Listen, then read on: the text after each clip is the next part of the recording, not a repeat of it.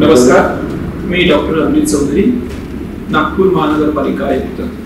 गेल्या काही दिवसांपासून पावसामुळे नागपूर शहरातल्या काही भागांमध्ये इव्हन काही घरांमध्ये सुद्धा पाणी जमा झालेलं आहे आणि त्यामुळे तिथे डासांची उत्पत्ती होऊन जे डेंग्यू, चिकनगुन्या तत्सम जे आजार आहेत त्यांचं प्रमाण काही प्रमाणामध्ये वाढलेलं आहे।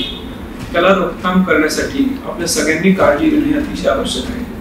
सार्वजनिक ठिकाणी जमा झालेलं पाणी ड्रेन करून घेण्यासाठी महानगरपालिकेच्या टीम कार्यरत आहेत, पण त्याचबरोबर आपापल्या घरामध्ये जी वेगवेगळी ठिकाणं असतात, जसं की जुने काही टायर्स पडलेले असतील किंवा कूलर्सची टाकी आहेत, रांजण आहेत, नारळाच्या करवंट्या किंवा अशा ठिकाणी ते पाणी जमा होतं, या ठिकाणी सुद्धा डासांची उत्पत्ती होते।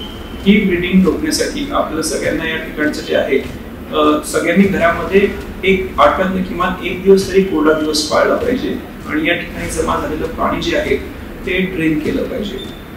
तसंच डासांचा डंख होणार नाही याच्यासाठी ज्या पुरेशा आवश्यक काळजी आहे ती घेतली पाहिजे। महानगरपालिकेची जी टीम आहे त्यांच्या मार्फत आपण वेगवेगळ्या एरियामध्ये स्प्रेइंग आणि फॉगिंगची ऍक्टिव्हिटी करत आहोत, त्यांना आपण सगळ्यांनी सहकार्य करावं। तसेच महानगरपालिकेमार्फत सर्व ज्या आशा आहेत त्या घरोघरी व्हिजिट करून आपल्याकडे चेक करतायत की असे कुठे आपल्याकडे डासाची उत्पत्तीचे ठिकाण होत आहे का, आणि तसं असेल तर ते आपण ड्रेन करून घेतो। तर या सर्व कर्मचाऱ्यांना देखील आपण सहकार्य करावं।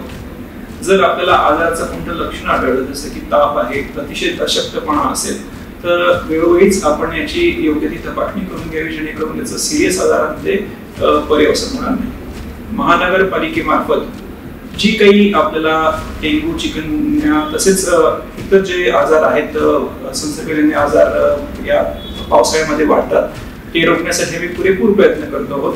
त्यात आपली सहकार्य देखील आपण सगळ्यांनी द्यावे। धन्यवाद।